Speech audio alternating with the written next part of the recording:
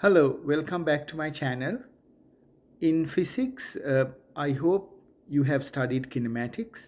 Kinematics describes motion of objects and systems.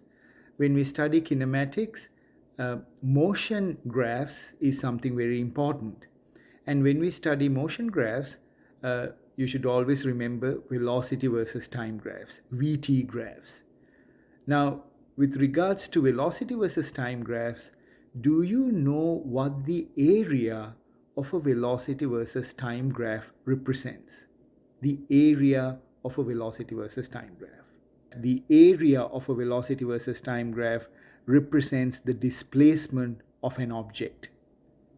It's the displacement. Area of a velocity versus time graph is the displacement of an object. So here I have a sample problem. Let's try to solve it. So there's a velocity versus time graph here. An object moves from 0 to 6 seconds during that time period. That's how the velocity changes. Everything is in SI units, and the question is, what is the displacement? So here they're asking for the total displacement for the entire time period from 0 to 6 seconds. If that's the case, how are we going to find it? We need to figure out the area between the velocity curve, so that is this curve, that's the velocity curve, area between this one and the time axis, that's the time axis. So this entire area, that's what we need to find out, and that is equal to the displacement of the object.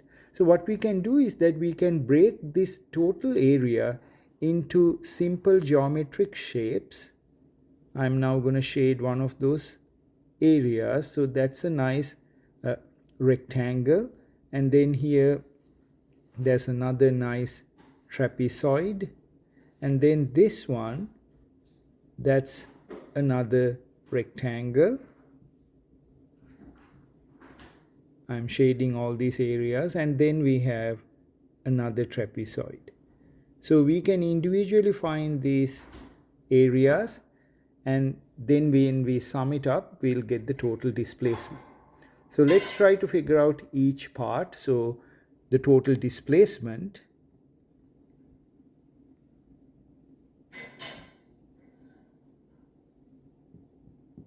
is equal to area of this rectangle. So what is that rectangle? How do you find the area of a rectangle?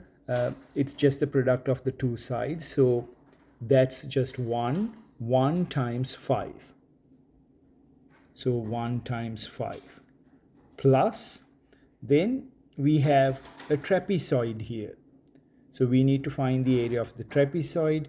So that's 1/2 the length of the two parallel sides. So that means here there's a 5 and that's a 10. So I have 5 plus 10. And then the distance separating the two parallel sides. So that's just 1. And that's the area of the first trapezoid. Plus, we have this large rectangle over here. We need to find the area of that. So you can see that's 10 times, this is 3, right? 5 minus 2, that's 3, and then that is 10. So I can write 3 times 10. And then lastly, this trapezoid here.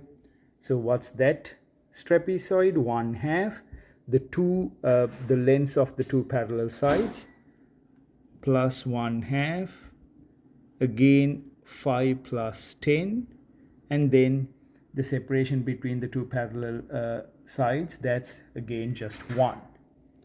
So then we have the entire area. We need to figure the numbers now. So this is just 5. This is 15 divided by 2 times 1, that is 15, divided by 2, that's 7.5. Then here that's 30. And then again the other trapezoid, as you can see, that's again 7.5.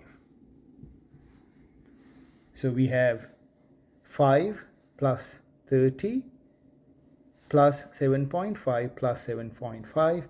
So I can sum it up: 5 plus 15 plus 30. So 20 plus 30, that is 50 meters. 50 meters. So the displacement, the total displacement is 50 meters. The total displacement is 50 meters. That's how you do this problem. I hope this is clear to you. So if you have questions, please comment and I'll be able to reply to your comments. Subscribe to my channel. Thank you. Have a great day.